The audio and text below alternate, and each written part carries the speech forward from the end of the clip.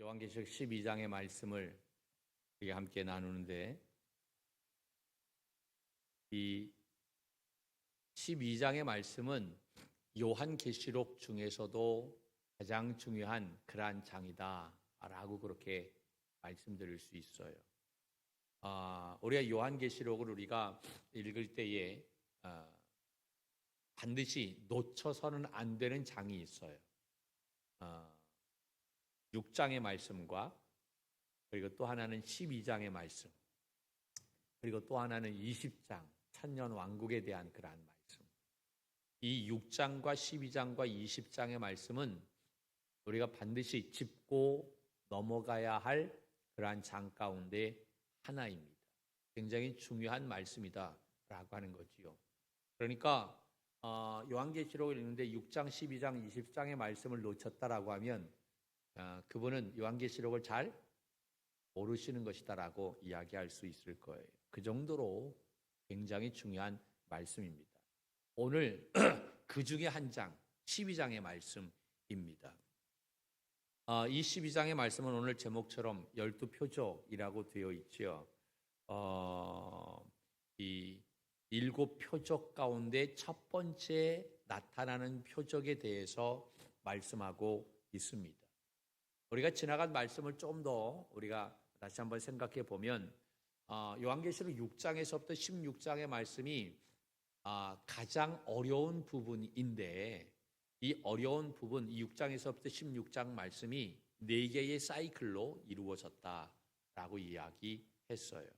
그 4개의 사이클은 인과, 그 다음에 두 번째는 나팔과, 그 다음에 오늘 또 말씀을 나누는 표적과, 그 다음에 나오는 대적, 이 4개의 사이클로 이루어졌어요. 7인, 7나팔, 7표적, 7대적. 이 4개의 사이클로 이렇게 이루어져 있는 것이 6장에서부터 16장까지의 말씀입니다. 이 6장의 말씀이 이제 7인에 대한 말씀이 이제 처음으로 시작이 되어지는데, 이 7인은 요한 사도 당시에 도미티안 박해를 묵시문학으로 표현한 것이 7인이라고 이야기한다면, 7나팔은 그 당시에 수많은 사람들이 예수 믿다가 순교를 당했어요. 그 순교당한 사람들이 어디에 있습니까? 제단 밑에 있어요. 그 제단 밑에서 울부짖는 그러한 기도의 소리가 있었어요. 그 기도에 대한 응답이 바로 7나팔이다라고 하는 거죠. 그리고 오늘 이 12장의 말씀은 이제 7표적에 대한 첫 번째 그러한 표적에 대한 말씀이 되겠습니다. 오늘 이 12장의 말씀 1절서부터 6절까지 말씀을 읽었는데, 이 12장은 세 부분으로 이렇게 구분할 수가 있어요. 오늘 읽었던 1절에서부터 6절까지 첫 번째 부분이고, 두 번째 부분은 이제 7절에서부터 12절까지 두 번째 부분이고, 그리고 세 번째 부분은 13절에서부터 17절까지의 말씀입니다. 첫 번째 부분의 내용은 1절서부터 6절인데, 오늘 말씀은 이제 이 용과 그 다음에 아이에 관한 이야기가 나옵니다. 그리고 두 번째 부분은 7절서부터 12절은 용과 미가엘과의 이야기가 나옵니다. 천사 미가엘과 싸우는 그러한 장면이 나오고, 그 다음에 세 번째 부분 23절서부터 17절까지는 용과 여인의 관계에 대해서 이야기하고 있어요. 그러니까 첫 번째, 두 번째도 세 번째도 다 동일하게 나오는 것이 용에 대해서 이야기. 용이 누구하고 관계를 맺고 있는가, 어떠한 지금 이야기가 오고 가는가라고 하는 것이 이 12장의 이야기인 거예요. 우리가 이제 요한계시록을 우리가 살펴보면서 용이 그 실체가 무엇이다라고 하는 사실은 우리가 알고 있죠. 용은 누구입니까? 마귀, 사탄인 것입니다. 그러면 오늘 이 용과 아이에 대한 이야기인데, 이 아이는 누구고, 그 다음에 나오는 것이 용과 미가엘과의, 미가엘은 천사장이고, 그 다음에 나오는 이제 여인, 용과 여인의 그러한 이야기인데, 여인이 누군가, 그것은 말씀을 좀 더 구체적으로 나중에 풀어 가도록 그렇게 하겠습니다. 오늘은 첫 번째 이 용과 아이에 대한 그러한 이야기인데 거기에 이 말씀을 좀 더 들어가기 전에 12장의 서론에 관한 그러한 말씀을 함께 나누려고 합니다. 오늘 이 말씀에 보면 1절에 보면 뭐라고 얘기하냐면 하늘에서 큰 이적이 보이니 라고 그렇게 이야기합니다. 큰 이적이 보였다. 여러분 이적이라고 얘기하고 있죠.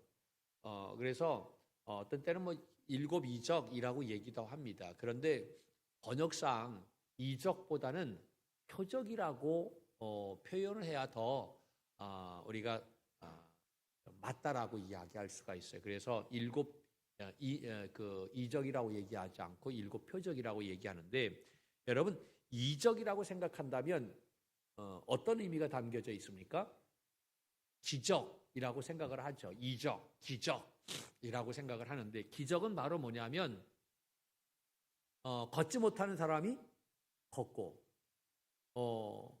그리고 보지 못하는 사람이 보게 되고 또 병자가 고침받고 또 땅이 갈라지고 지축이 흔들리고 뭐 이러한 모습을 우리는 기적이라고 그렇게 말을 합니다.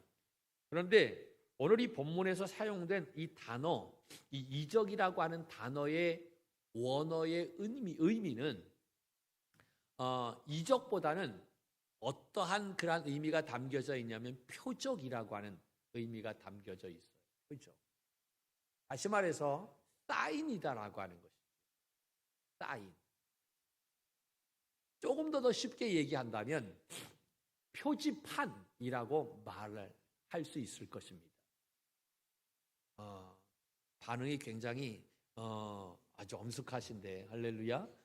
그러니까 이적보다는 표적이라고 표현해야 더 맞다라고 하는 거예요. 사인이다.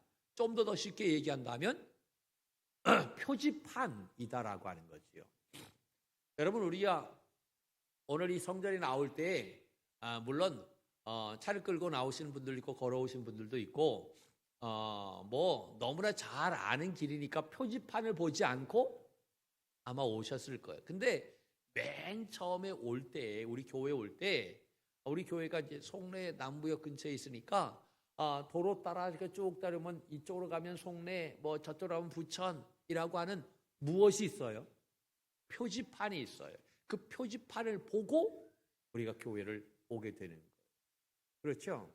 그러니까 이 12장에 나와 있는 이 지역, 이 이적이라고 하는 것은 하나의 표지판과 같다라고 하는 이야기입니다. 조금 더 쉽게 설명을 한다면 우리가 저 부산을 가요. 최종 목적지가 부산인 거예요.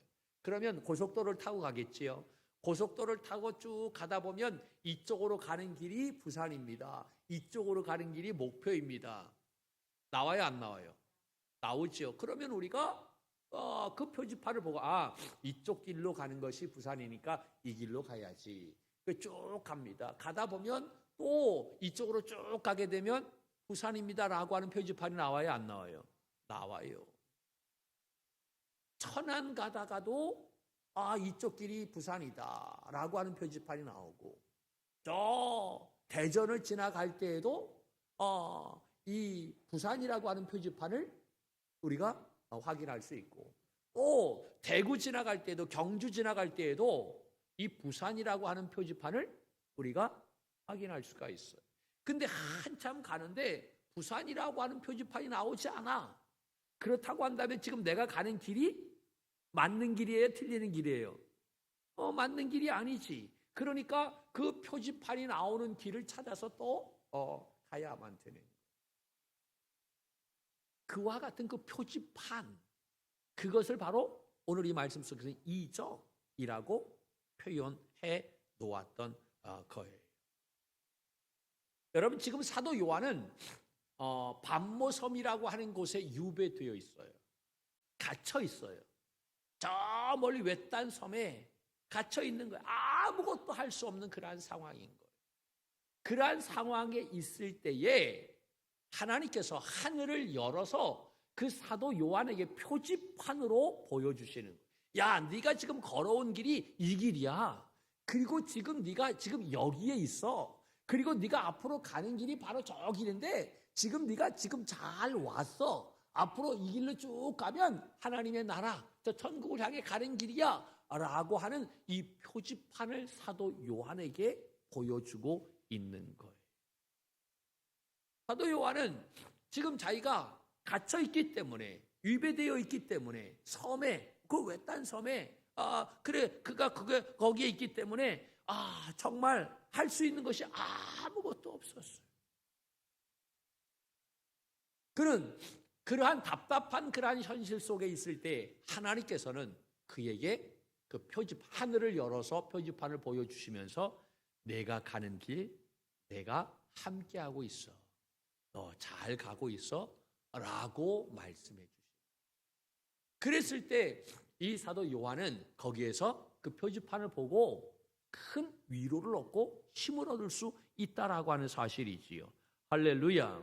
아무리 그가 묶여있는 그러한 현실이라 할지라도, 절망 가운데 있는 그러한 삶이라고 할지라도 그 표지판을 보는 순간 새로운 힘이 생길 수 있는 거예요. 할렐루야. 확신을 가지고 그 길을 걸어갈 수 있다라고 하는. 그러니까 이 12장의 말씀이 굉장히 중요한 말씀이다라고 볼 수 있는 거예요. 여러분 12장까지 말씀, 이제 11장까지의 말씀을 보면 7교회에 대한 이야기가 나오죠. 그리고 하늘에서 예비하는 그러한 광경, 호정의 말씀이 나오게 되어지죠. 그리고 7 나팔에 대한 말씀이 이제 11장까지 나와 있어요. 그러니까 이러한 지금까지의 나왔던 모든 말씀들은 지금 이 요한계시록 12장의 말씀을 설명하기 위한 그러한 말씀들이다라고 이야기할 수 있는. 그래서 이 12장이 굉장히 중요한 말씀입니다. 이 대한항공 기장님하고 이야기한 적이 있었는데, 그 기장님이 이제 이런 이야기하면서 제가 궁금한 게 좀 있잖아요. 그래서 질문하는데, 비행기 조종을 할 때 제일 많은 훈련, 어디에 가장 많은 신경을 씁니까? 라고 하니까 그분이 그러한 말씀을 하세요. 여러 가지 많은 것들을 배우고 있지만 가장 중요하게 훈련하는 것이 바로 뭐냐면 계기판을 보는 것이다. 그렇게. 여러분, 우리가 비행기를 타다 보면 우리도 느낄 때가 있어요.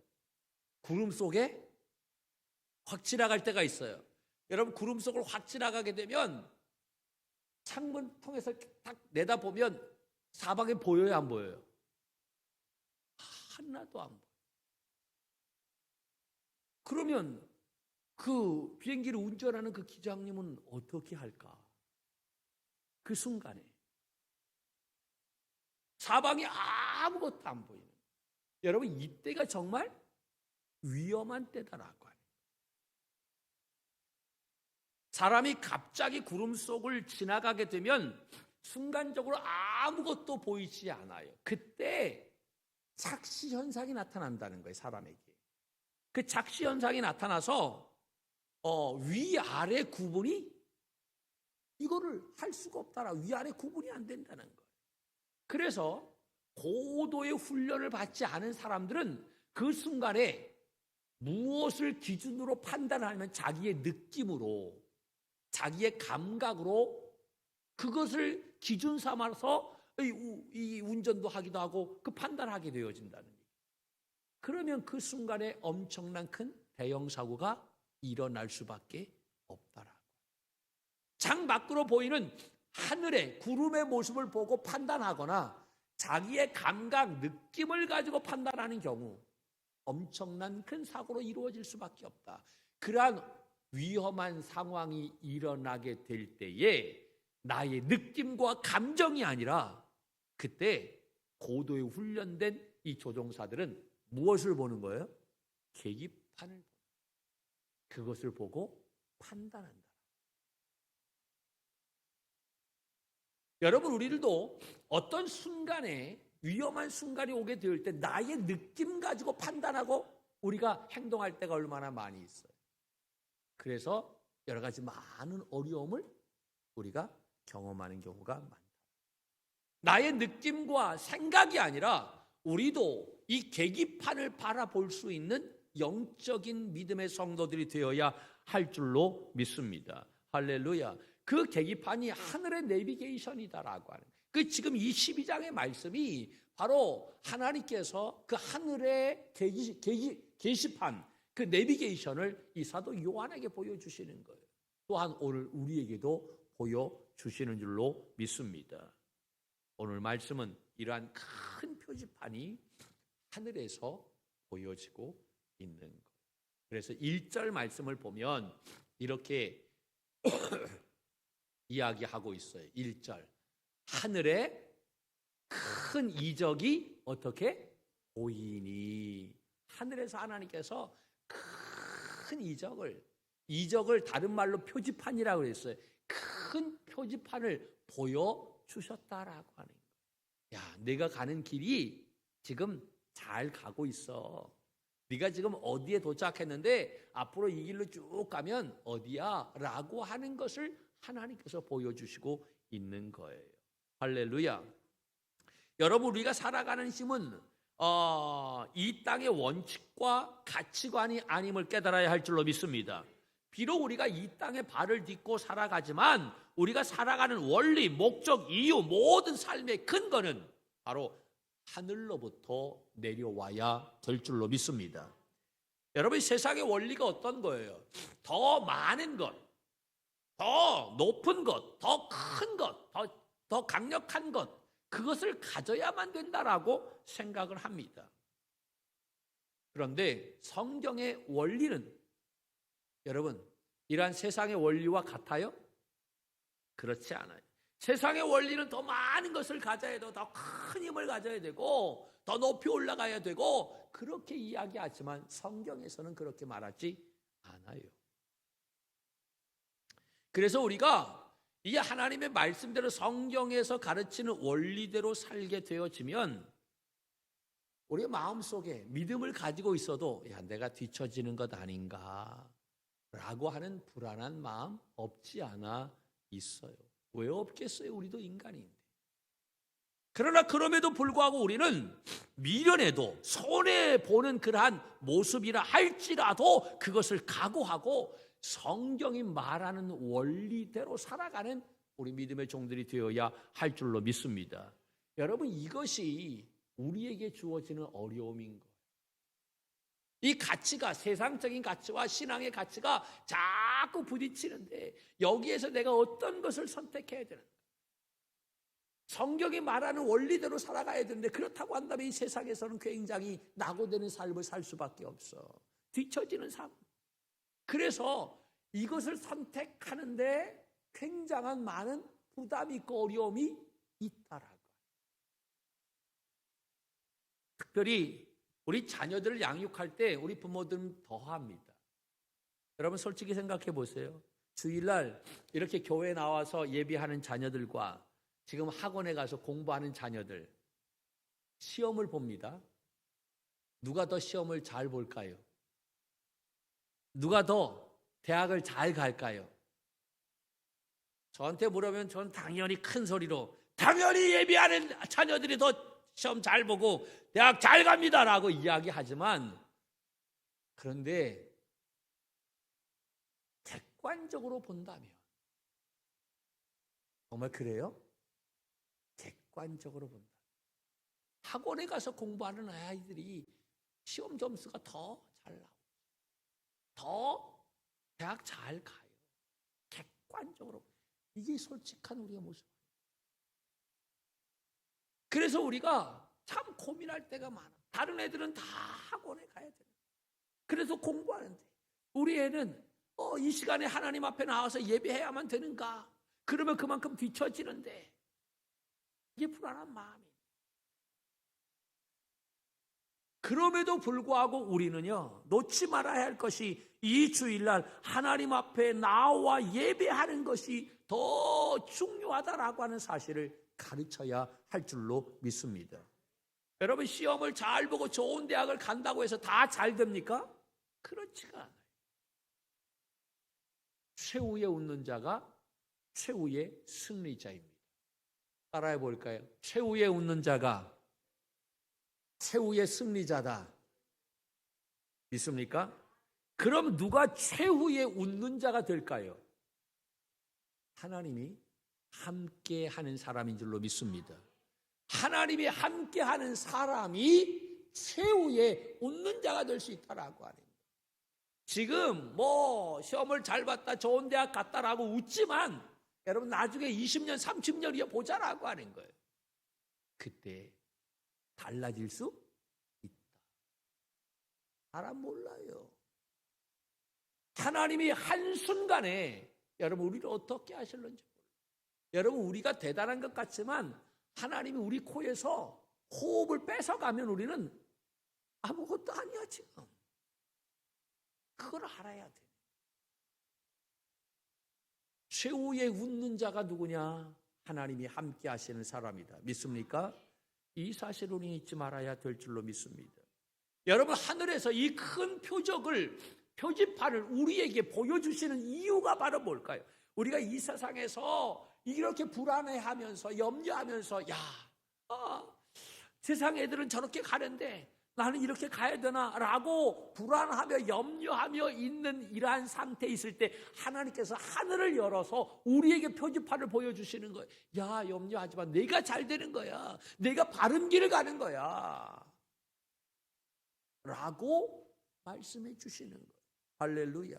그러므로 우리는 영적인 눈을 열어서 이 하나님이 보여주시는 이 표지판을 잘 볼 수 있는 우리가 되어야 할 줄로 믿습니다. 할렐루야. 여러분 우리가 주일마다 이 주의 전에 나와서 하나님 앞에 예배하는 것 왜 중요한 줄 아십니까? 이 예배가 하늘에 있는 이 영적 표지판을 보는 순간이다라고 하는 거예요. 있습니까?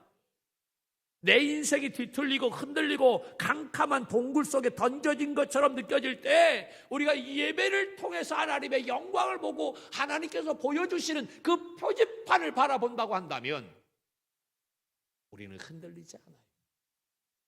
비록 넘어졌어도 낙심하지 않아요. 실패했어도 여러분 걱정하지 않는 줄로 믿습니다. 그 표지판을 본 사람은 다르다라고 하는 거예요. 오늘 이 예배를 통해서 하나님께서 보여주시는 그 표지판을 보는 우리 믿음의 종들 다 되기를 축복합니다. 할렐루야. 1절의 말씀을 한 번 더 볼까요? 뭐라고 되어 있는지 1절의 말씀 같이 봅니다. 시작. 하늘에 큰 이적이 보이니 해를 옷 입은 한 여자가 있는데 그 발 아래는 달이 있고 그 머리에는 12별의 관을 썼더라. 아멘. 여기서 해를 옷 입었다라고 이야기하는데 우리가 성경을 볼 때 그래서 참 어려워요. 한국말이 쉽지가 않아요. 해를 옷 입었다라고 하니까 상처를 당했다라고 하는 쪽으로 해석하는 그런 사람도 없지 않아 있더라고요. 제가 들었어요. 근데 여기서 말하는 해는 그러한 상처를 말하는 것이 아니라 영어로 얘기한다면 sun을 얘기하는 태양을 이야기하는 거예요. 태양. 무슨 얘기인지 아시죠?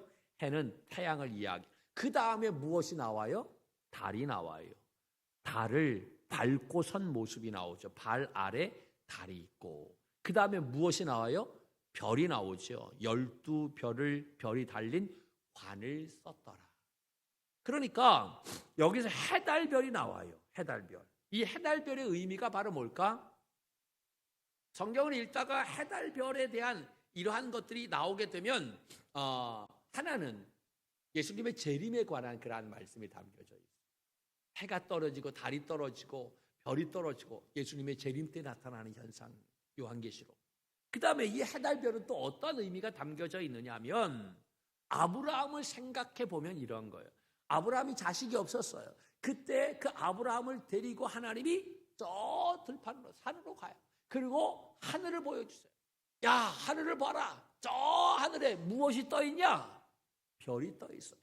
내 몸에서 너의 자녀들이 저 별과 같이 빛나게 될 것이다. 할렐루야. 별과 같이 많아질 것이다 라고 하는 사실을 말씀해 주셨어요. 그래서 이 성경에서 해달별을 이야기할 때 유대인들의 그러한 의식 속에는 이 자녀를 생각하는 그러한 의미로 이 해달별을 갖고 있다라고 하는 사실.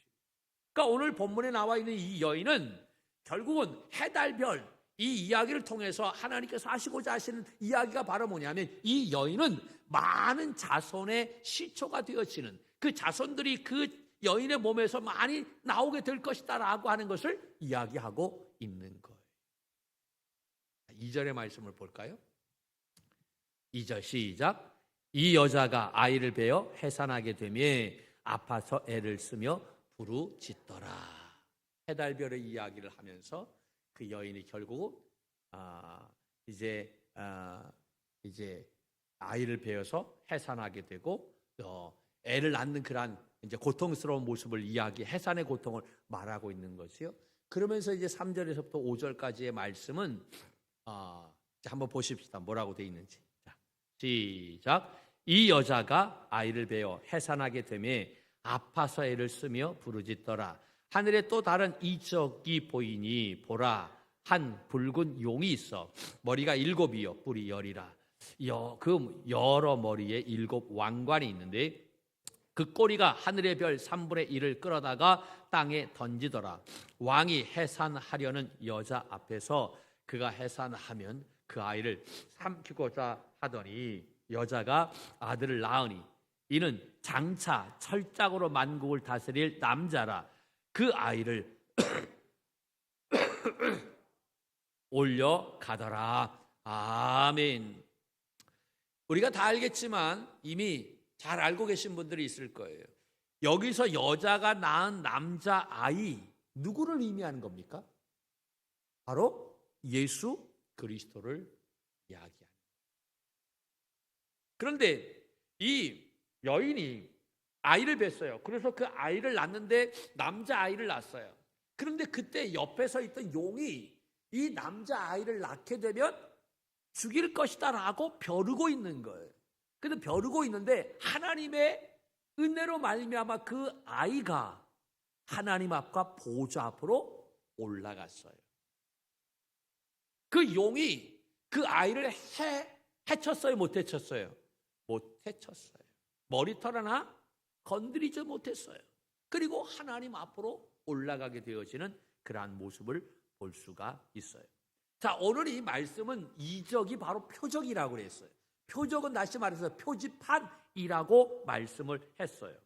여러분, 하나님은 우리가 이 혼탁한 세상에 살 때에 하늘을 열어서 우리에게 무엇을 보여주신다? 표지판을 보여주신다라고 하는 거예요. 그 표지판을 통해서 내가 지금 어떠한 상태에 있는지, 어떠한 길을 가고 있는지, 앞으로 내가 가야 할 길이 어느 곳인지 그것을 하나님이 보여주시는 거예요. 할렐루야. 그 표지판을 무엇을 통해서 우리가 볼 수 있느냐? 예배를 통해서 볼 수 있다. 그러니까 이 예배가 얼마나 중요한지 몰라요. 할렐루야. 생명 걸어야 되는 거예요. 그리고 우리가 말씀과 기도를 통해서 우리가 이 표지판을 볼 수 있어야 될 줄로 믿습니다. 이 표지판은 하늘의 내비게이션입니다. 궁극적으로 우리가 도착할 목적지가 어디인가라고 하는 것을 말씀하고 있는 거예요. 자, 여기에서 그 여인이 낳은 남자가 바로 누구라고요? 예수 그리스도. 그러니까 여러분, 하나님께서 그 표지판으로 말씀해 주셨는데 최종적인 우리의 최종 목적지, 표지판의 끝은 바로 누구를 향해 있는 거예요? 예수 그리스도를 향해. 이해가 되십니까? 할렐루야. 그래서 여러분, 히브리서 2장 12장 2절 말씀에 보면 이렇게 믿음의 주요 또 온전하게 하시는 이인 누구를 바라보자? 예수를. 누구를 바라보자? 예수를 바라보자. 할렐루야. 우리가 예수님 바라보면 틀림없는 줄로 믿습니다. 여러분, 옛날에 이 배를 탄 선장들이요, 지금처럼 뭐 나침판이 있었습니까? 내비게이션 이런 것들이 있었습니까? 그런 거 GPS 아무것도 없었을 때, 그때 그 선장들이, 항해사들이 무엇을 보고 배를 몰았냐면 하늘에 떠 있는 별을 보고. 별들이 다 움직이잖아요. 근데 움직이지 않는 별 하나가 딱 있어요. 그게 뭡니까? 그 별을 보고 항해를 했다라고. 움직이는 것을 보고 항해를 하게 되면 좌초할 수밖에 없어요. 여러분, 이 세상은 모든 것이 다 변합니다. 사라집니다. 없어집니다. 그러나 영원한 분은 바로 오직 예수 그리스도인 줄로 믿습니다. 우리가 이 세상에 살 때 여러분, 우리가 변하지 않는 표지판을 바라보아야 되는데 그분은 바로 누구냐? 예수 그리스도인 거예요. 요한계시록 12장에서 이야기하는 것이 바로 이 표지판, 하늘을 열어서 하나님이 보여주시는 이 표지판, 예수 그리스도를 바라보고 그 길로 가게 되면 우리는 틀림없다라고 하는, 온전하게 되고 풍성한 삶을 얻게 되는 줄로 믿습니다. 할렐루야. 여러분, 이 한 주간도 하나님께서 또 우리에게 허락해 주셨어요. 이 한 주간 우리의 삶 온전하게 하시는 이 예수 그리스도만 바라봄으로 여러분, 기쁨과 감사함이 가득한 이 한 주간이 되어질 수 있기를 주님의 이름으로 간절히 축원합니다.